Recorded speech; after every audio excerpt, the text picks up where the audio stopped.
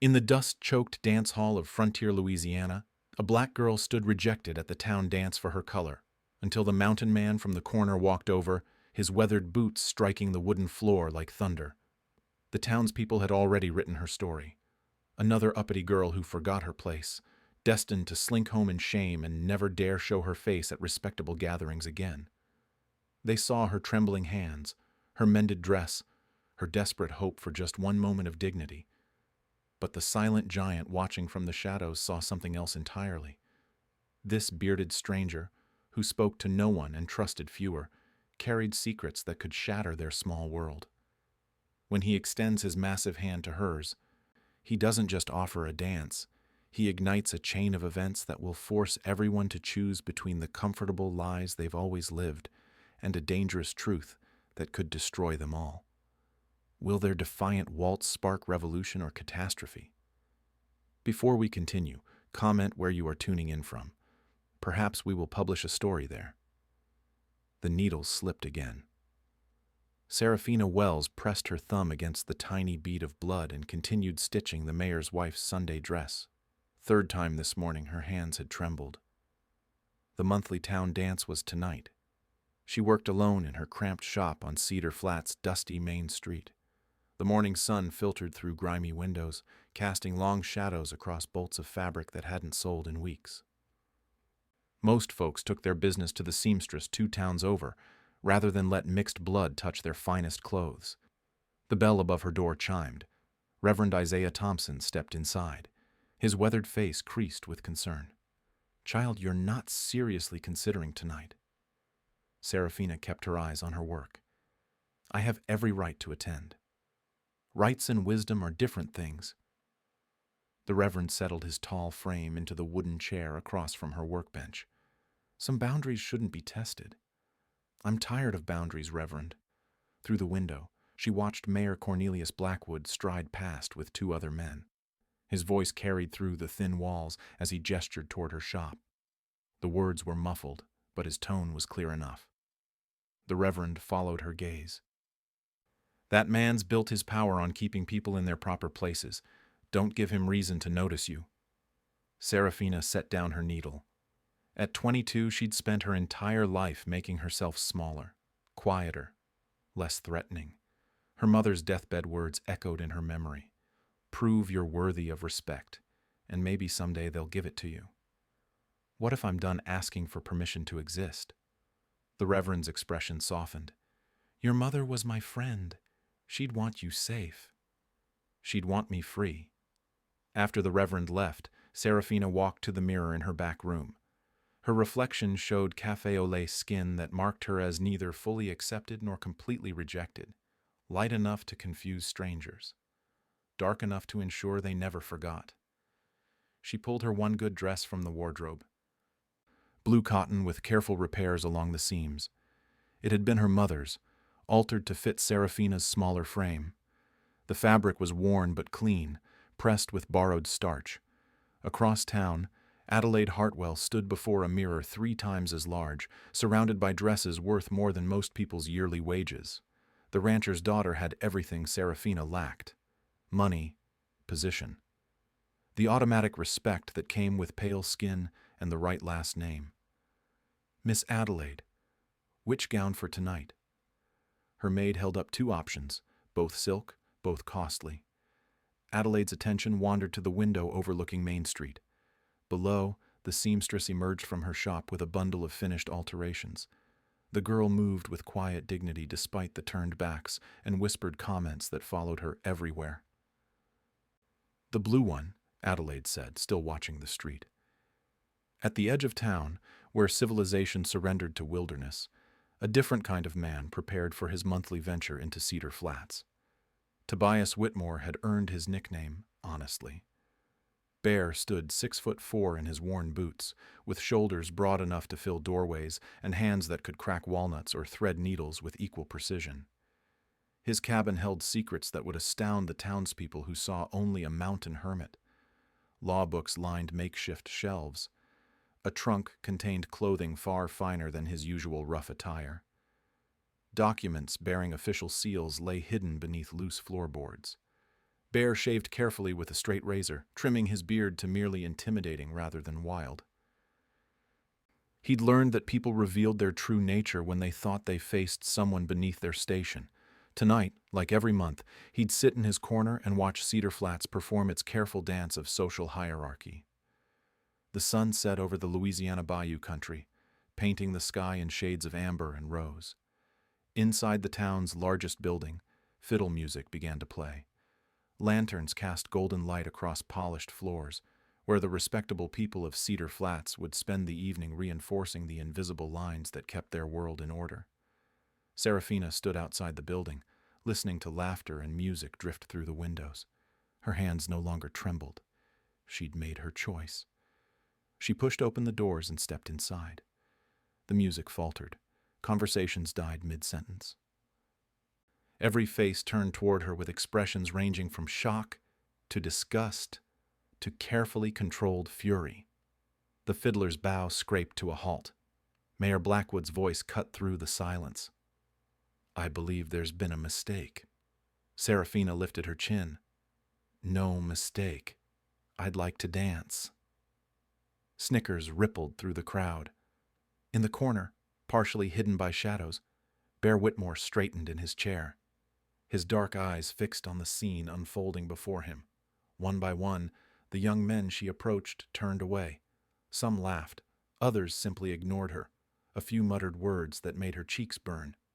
The music resumed, but couples gave her a wide berth as they returned to dancing. Serafina stood alone in the center of the floor, surrounded by spinning skirts and polished boots, as isolated as if she were trapped behind glass. The careful dignity she'd maintained began to crack. Bear rose from his chair. Bear's boots echoed across the silent dance floor, each step deliberate, measured. The crowd parted before him like water before the bow of a ship. He stopped in front of Serafina, extended his hand, palm up, patient. The fiddle music had stopped completely now. Someone's sharp intake of breath cut through the stillness. Mayor Blackwood's face darkened to the color of old blood. Serafina stared at the offered hand, calloused from outdoor work, but clean, steady. The nails were trimmed neat. This close, she could see his eyes held intelligence that his rough appearance concealed. She placed her hand in his. The mountain man knew how to dance. Not the clumsy shuffling of most frontier men, but proper steps learned in drawing rooms far from Cedar Flats. His lead was gentle but confident. He guided her through a waltz as if they were in some grand ballroom instead of a hostile dance hall. The crowd watched in stunned silence. Adelaide Hartwell pressed closer to get a better view, her blue silk dress rustling. The Reverend stood frozen near the refreshment table, his cup of punch forgotten in his hand. 3 minutes. That's how long their dance lasted. 3 minutes that felt like hours under the weight of every stare in the room. When the waltz ended, Bear bowed formally. Serafina curtsied in response. Neither spoke. Words would have broken the spell they'd woven. The mountain man returned to his corner. Serafina remained on the dance floor, transformed. No longer the desperate girl begging for acceptance. Something had shifted in her posture, her expression. Mayor Blackwood pushed through the crowd. "This spectacle ends now." The doors burst open before anyone could respond. A rider stumbled inside, dust-covered and breathing hard. He scanned the room until his eyes found Serafina. "Miss Wells, got a message for you from New Orleans." He thrust an envelope into her hands. Official legal seal. Expensive paper, the kind used by important law offices. Serafina's fingers trembled as she broke the seal. The first few words made her gasp. She read the letter twice, then a third time, before the meaning sank in. What does it say? Adelaide had moved closer without realizing it. Serafina's voice came out as a whisper. "My father, he's dead." A murmur rippled through the crowd. Everyone knew her story. Mixed blood child. Mother who'd never named the father. Shameful secret that had marked Serafina from birth. "But he left me something." Serafina's voice grew stronger. "Property, money, a lot of money." The murmur became a roar. Mayor Blackwood snatched the letter from her hands. his eyes racing over the legal language. His face went pale. This can't be legitimate. It's from Beaumont and Associates. The courier wiped sweat from his forehead. Most expensive law firm in New Orleans. They don't handle small matters. Bear watched from his corner, every muscle tensed. His knowledge of legal procedures was already forming in his mind. Inheritance law, legitimacy requirements, the challenges Serafina would face. There's a condition, Serafina continued, reclaiming the letter. I have 30 days to prove my legitimacy and respectability to the court's satisfaction. Laughter erupted from someone in the crowd, harsh and cruel. Others joined in. The idea of Serafina Wells, the mixed-blood seamstress, proving her respectability to anyone, seemed like the finest joke they'd heard all year. Mayor Blackwood wasn't laughing. He understood what others missed. A wealthy Serafina would upset the careful balance of power he'd spent years constructing. She could buy influence, command respect through means other than skin color. 30 days isn't long, Adelaide said quietly. She'd moved closer still, drawn by something she couldn't name. Long enough, Bear said from his corner. His voice carried across the room despite its quiet tone. If she has the right help. Every head turned toward him. The mountain man stepped forward again, this time with different purpose. Legal proceedings require documentation, witnesses, proper presentation. His words were precise, educated, not the simple speech expected from a wilderness hermit. Miss Wells will need guidance through the process. Serafina studied his face. You know about legal matters? Some. Mayor Blackwood's suspicion sharpened. What business is this of yours, mountain man? Justice is everyone's business. The mayor's eyes narrowed. Something about Bear's bearing, his speech patterns, the way he held himself, didn't match his rough appearance. But before he could probe deeper, the Reverend stepped forward. The hour grows late. Perhaps we should all return home and let Miss Wells consider her situation. The crowd began to disperse. But the conversations continued in heated whispers. Some expressed outrage at the evening's events. Others speculated about the inheritance. A few wondered aloud about the mysterious mountain man's sudden interest in legal procedures. Adelaide lingered as her friends departed. She approached Serafina with careful steps. If you need character witnesses, she said softly, people who can speak to your reputation and conduct, I might be able to help.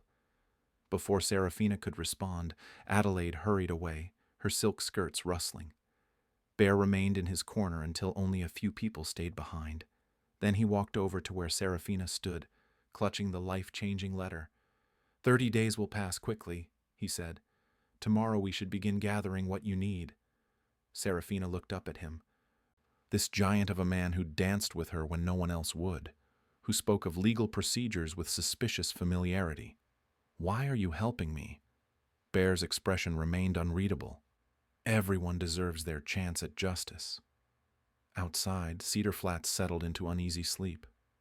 But inside their homes, behind closed doors, the townspeople continued talking long into the night about the dance that had changed everything. Dawn broke gray over Cedar Flats. Serafina had barely slept. The inheritance letter lay on her kitchen table. Read so many times the paper had grown soft at the creases. A knock at her door interrupted her morning coffee. Bear stood on her porch, cleaned up more than she'd ever seen him. His beard was trimmed neat. His shirt was actually white. We need to start with documentation, he said without preamble. Birth records, baptismal certificates, anything proving your parentage. Serafina studied his face. How do you know so much about legal requirements? I've seen inheritance cases before. She led him to her mother's bedroom, untouched since the funeral 6 months ago. A wooden trunk sat at the foot of the bed, filled with the few precious things her mother had kept. Bear handled each document with practiced care. His fingers moved across legal language like he was reading familiar text. When he found the marriage certificate hidden beneath old letters, his eyebrows rose. Your parents were legally married. In New Orleans, 1852. Mama never told me.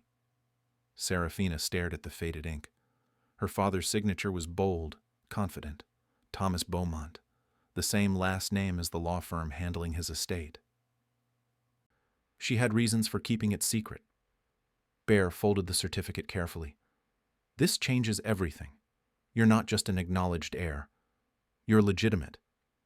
Through the window, they watched Mayor Blackwood stride past with two other men. He pointed towards Seraphina's shop, his gestures sharp and angry. He's already working against you, Bear observed. We need to move quickly.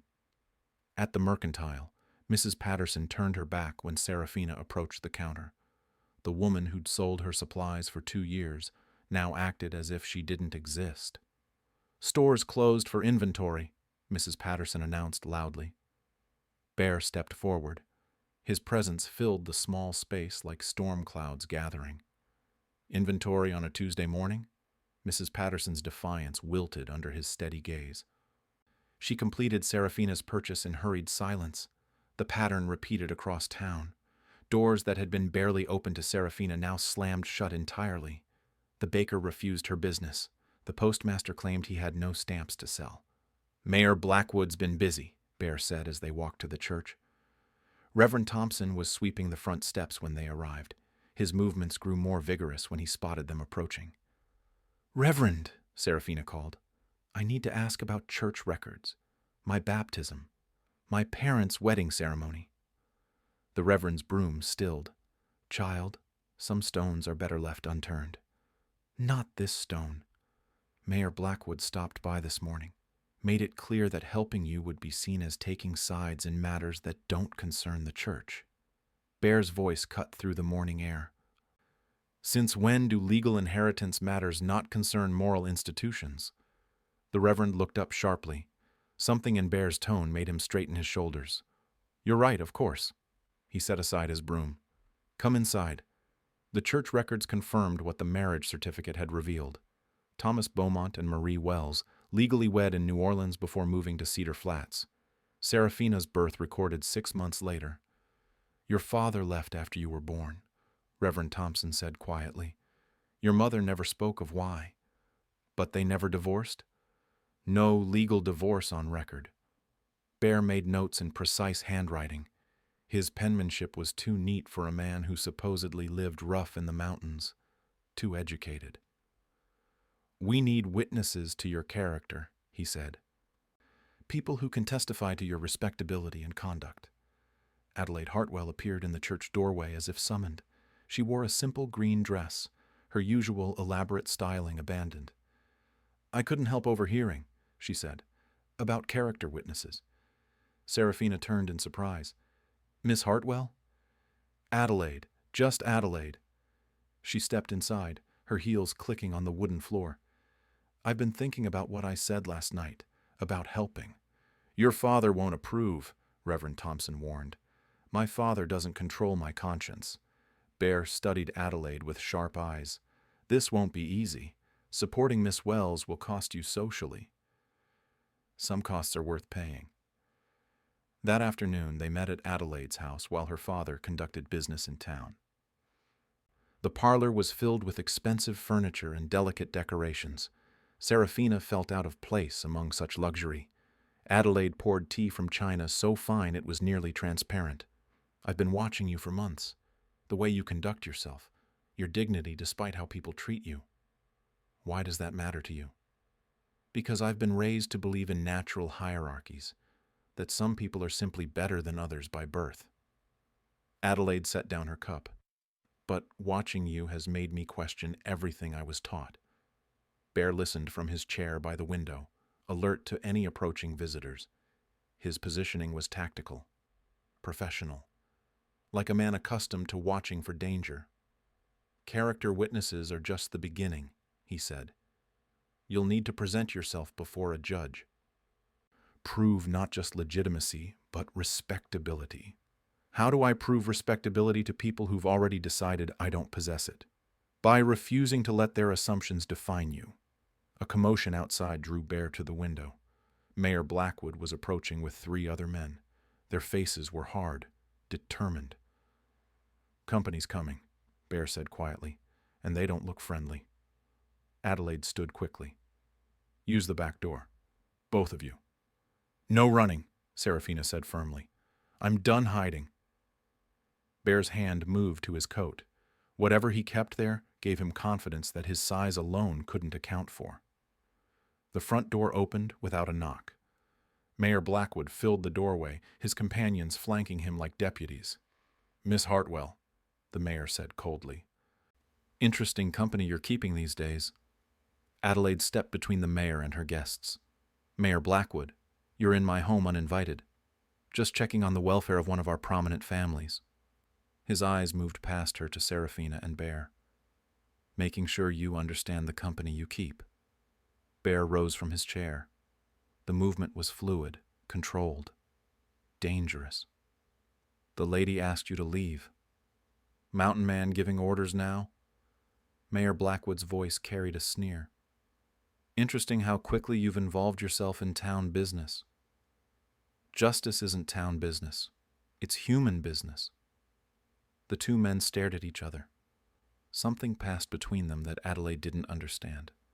Recognition, maybe, or challenge. We'll be going, Mayor Blackwood said finally. Miss Hartwell, your father will hear about this meeting.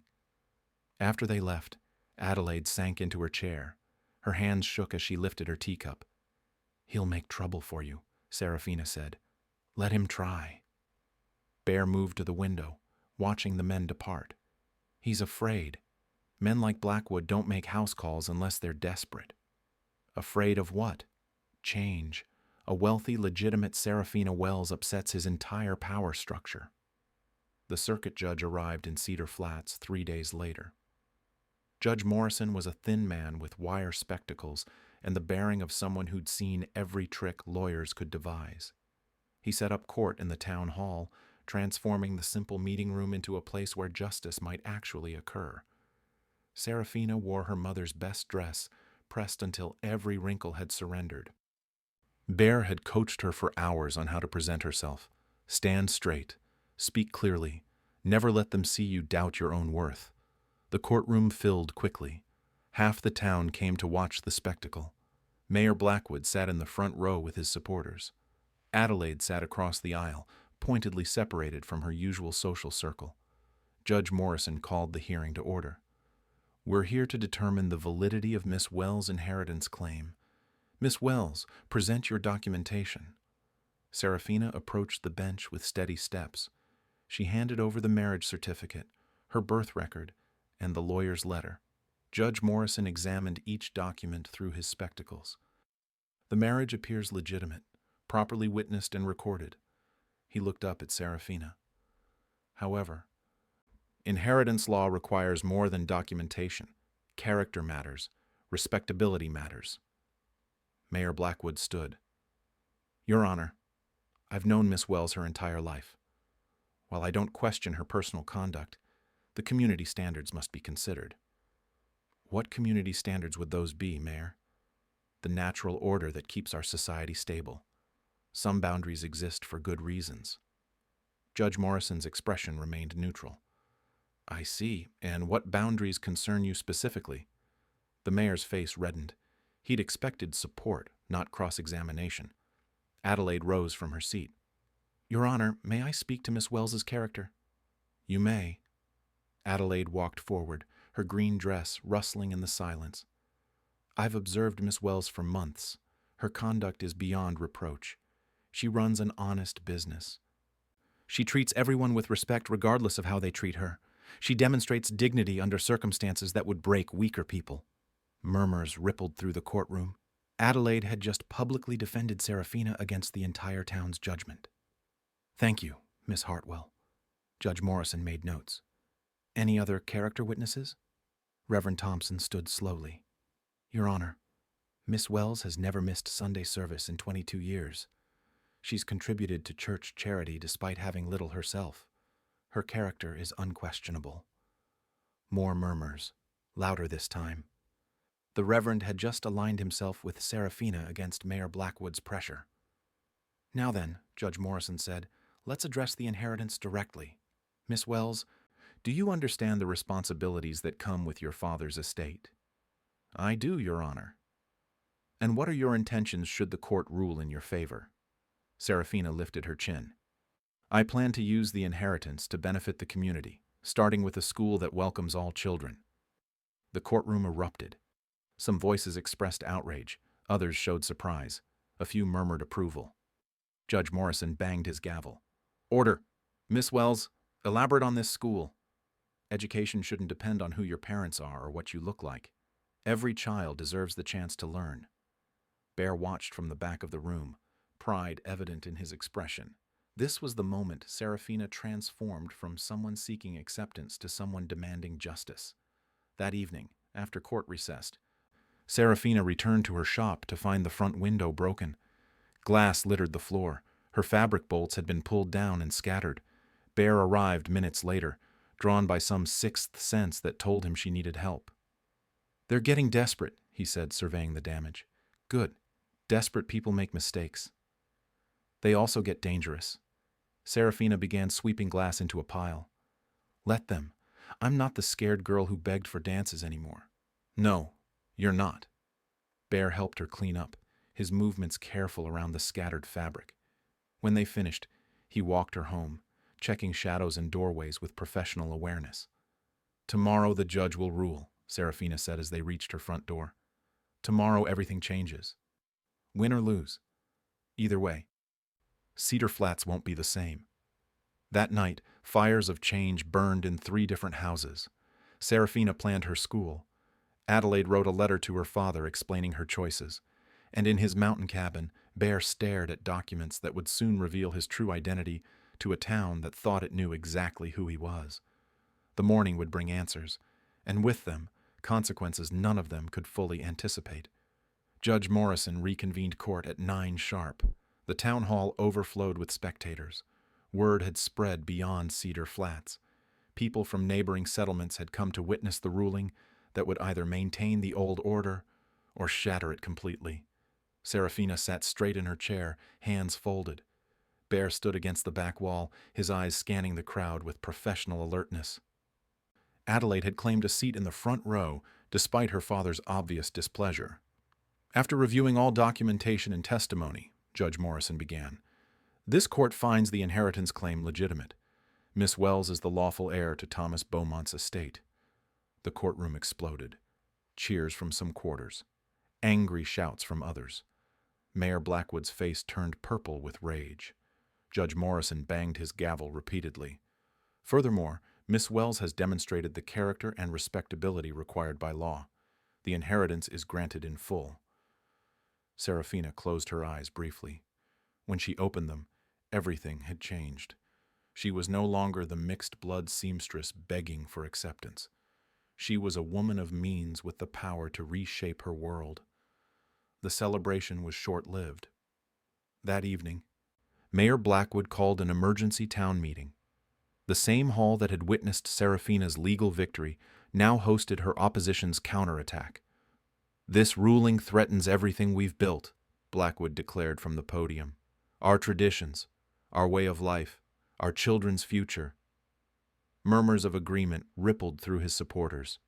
Fear was a powerful tool, and Blackwood wielded it expertly. A school for all children, he continued with disgust. What comes next? Mixed marriages? The complete breakdown of natural order? Bear stepped forward from his position along the wall. His movement drew every eye in the room. Natural order, Bear repeated quietly. His voice carried, despite its softness. Interesting phrase from a man who's been stealing from the town treasury for 3 years. The room went dead silent. Mayor Blackwood's face drained of color. What did you say? I said you're a thief, Cornelius. The construction contracts, the land deals, the missing funds from the school budget. Bear's voice remained calm, factual. Should I continue? You're just a mountain man. What could you possibly know about municipal finances? Bear smiled for the first time since anyone could remember. It wasn't a pleasant expression. I know because I'm Judge Theodore Whitmore, federal circuit judge, and I've been investigating your corruption for 6 months. The silence stretched like a held breath. Then chaos erupted. People shouted questions. Blackwood stammered denials. Adelaide stared in shock. Even Seraphina's composed expression cracked with surprise. Bear reached into his coat and withdrew a leather folder. Federal credentials. Judicial authority, documents that transformed him from mysterious hermit to the most powerful man in the room. I came to Cedar Flats following reports of election fraud and embezzlement, he continued. What I found was worse than reported. Systematic theft, intimidation, abuse of office for personal gain. Mayor Blackwood backed toward the door. This is impossible. You can't be... Judge Theodore Whitmore, appointed by President Grant in 1869, reassigned to investigating corruption in frontier territories after my family was murdered by vigilantes who disagreed with my civil rights rulings. The last piece of the puzzle clicked into place. Bear hadn't just been hiding from society. He'd been working within it, using his assumed identity to uncover the truth about places like Cedar Flats. You have no authority here, Blackwood blustered. Federal judges have authority everywhere. Bear's voice hardened, especially when dealing with violations of civil rights statutes. The crowd began to shift. Those who'd supported Blackwood suddenly found reasons to distance themselves. Federal judges carried power that local politics couldn't touch. Seraphina stood slowly. You've been investigating this town the entire time. I came for Blackwood. I stayed for you. Why? Because watching you fight for dignity reminded me why justice matters. Adelaide rose from her seat, her voice cutting through the murmur of confused conversations. If Mayor Blackwood has been stealing from us, what happens to the missing money? Restitution, Bear replied. The federal government takes financial crimes seriously. Blackwood made his move then, pushing through the crowd toward the exit. But Bear had anticipated this. He'd positioned himself to cut off escape routes. Cornelius Blackwood, you're under federal investigation for embezzlement, election fraud, and civil rights violations. The former mayor's bluster collapsed entirely. He looked around the room desperately, seeking support that no longer existed. Reverend Thompson stood from his pew. Mayor Blackwood asked me to lie about Miss Wells's character, offered me money to speak against her inheritance claim. More voices joined in. Business owners admitted to pressure campaigns. Citizens revealed threats and intimidation. Once the dam broke, the flood of corruption evidence became overwhelming. Bear handled each revelation with judicial precision, taking statements, documenting crimes, building the case that would clean up Cedar Flats permanently. What happens now? Seraphina asked as the crowd dispersed. Now you build your school. I'll handle the legal aftermath. And after that? Bear considered the question. For the first time in years, he could imagine a future beyond revenge and isolation. After that, we see what kind of town this becomes when fear stops ruling it. Adelaide approached them as the hall emptied. Judge Whitmore, I have a confession. Call me Bear. And what confession? I helped my father hide some of his business dealings with Mayor Blackwood. I didn't know they were illegal, but I should have questioned them. Truth volunteered carries less penalty than truth discovered, Bear said gently. Your cooperation will be noted. Outside, Cedar Flats looked the same as always, but underneath, everything had changed. The power structure that had oppressed Seraphina and others like her was crumbling. In its place, something new could grow, something built on justice instead of fear. 3 months later, the sound of hammering echoed across Cedar Flats. Workers raised the frame of a new schoolhouse on land Seraphina had purchased with her inheritance. The building would be larger than the old one-room school, with separate spaces for different age groups and a library that would serve the entire community.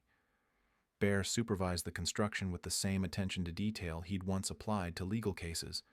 His federal investigation had recovered most of the stolen funds, which the government had allocated to community improvements. The school was just the beginning. Seraphina stood in what would become the main classroom, watching sunlight stream through the window frames. Children would sit here soon. All children. The daughter of the blacksmith beside the son of the banker. Race would matter less than curiosity. The desks arrive next week, Adelaide said, entering with an armload of books. Her father had initially opposed her involvement, but her determination had worn down his resistance. Now she served as the school's unofficial treasurer, managing donations and supplies. 24 desks, Serafina replied. More than we had students last year. Word's spreading. Families from other towns are considering moving here for the school. The ripple effects continued beyond education. New businesses had opened to replace those connected to Blackwood's corruption. The mercantile under new ownership welcomed all customers. A young doctor had established practice, drawn by reports of a changing community. Bear emerged from the back room where he'd been reviewing construction plans. His appearance had transformed over the months. Still tall and imposing, but now he wore proper suits and kept his beard neatly trimmed. The mountain man persona had served its purpose. The federal prosecutor arrives next week for Blackwood's trial, he announced. His cooperation has revealed corruption in 3 other parishes. Blackwood's arrest had created shockwaves across Louisiana. Other officials scrambled to distance themselves from his network. Some resigned quietly. Others faced their own investigations. "Will you stay for the trial?" Serafina asked. "I'll stay as long as needed." Something in his tone suggested he meant longer than just the trial. That evening, Reverend Thompson held a community meeting in the church.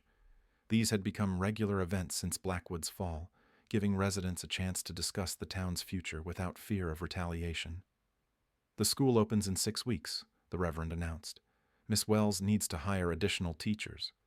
"I've received applications from as far as New Orleans," Serafina said. "Teachers want to be part of what we're building here." Mrs. Patterson, the former mercantile owner, raised her hand. "I owe you an apology, Miss Wells. My behavior was shameful." Similar apologies had come from others over the months, some genuine. Others motivated by Serafina's new status as a woman of means and influence. She accepted them all with grace, understanding that forgiveness served the community's healing better than grudges.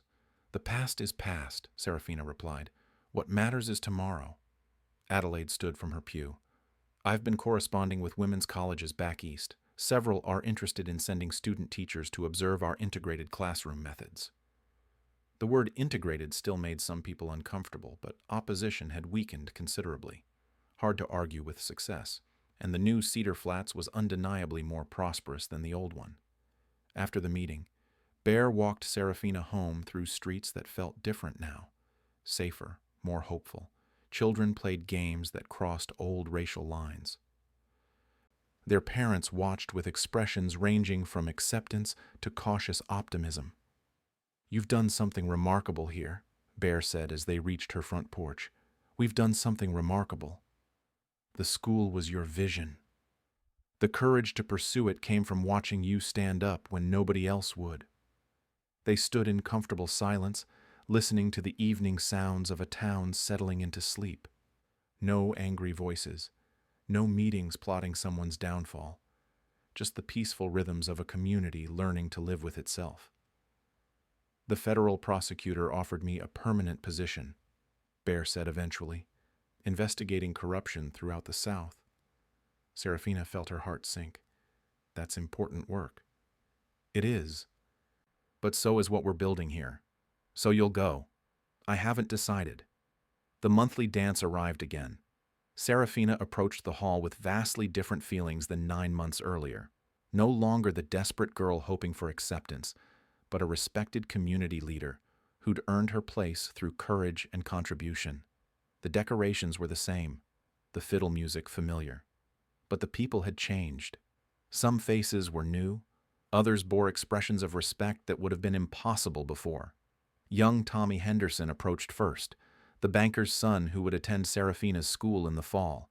His mother had coached him carefully, but his smile seemed genuine. "Miss Wells, would you honor me with a dance?" Serafina accepted graciously. As they moved through the steps, other couples joined them on the floor. The integration was subtle but real.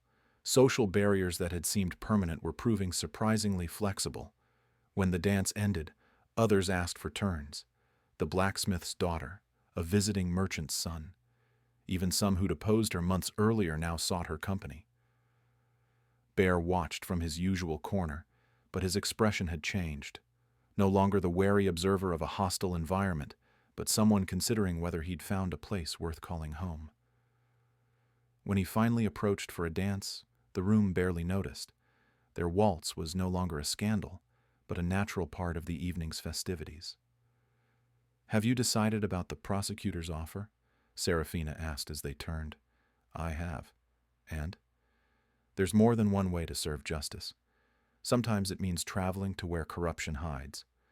Sometimes it means staying to protect what you've helped build." As the music ended, Bear didn't release her hand immediately. Around them, the people of Cedar Flats continued their celebration, unaware that the two people who'd started their transformation were writing the final chapter of their own story, a story that began with rejection and ended with belonging, with two outsiders who'd found their home by refusing to accept that they didn't deserve one.